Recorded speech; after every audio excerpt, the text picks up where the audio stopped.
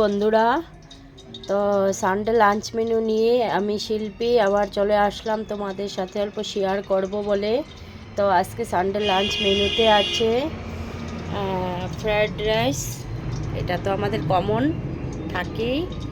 তো এই যে ফ্রায়েড রাইসটা বানালাম, আর সাথে আছে এটা হচ্ছে মাটন। তো মাটনটা বানিয়েছি।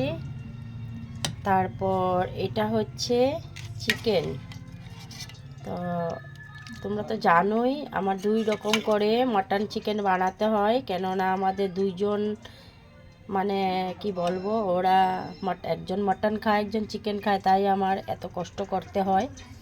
তারপর এই যে এখানটা সালাড কেটে রেখেছি, লেবু আছে সাথে, আর পাঁপড় আছে। তো সকাল থেকে এগুলোই করতেছিলাম রান্নাঘরে, কি আর বলবো। আমি তো সানডে হলে মানে আমি একদম আরও বেশি বিজি হয়ে যাই, তাই মানে আজকে অল্প অল্প রাগ করেও আমি রান্নাটা করলাম। কেন আমি বললাম যে সানডে একদিন তো রেস্ট পেতে হয় আমাদের, তাই না? সব কিছু অফিস স্কুল কলেজ সব কিছু বন্ধ থাকে, কিন্তু আমাদের রান্নাঘরটা বন্ধ থাকে না বন্ধুরা।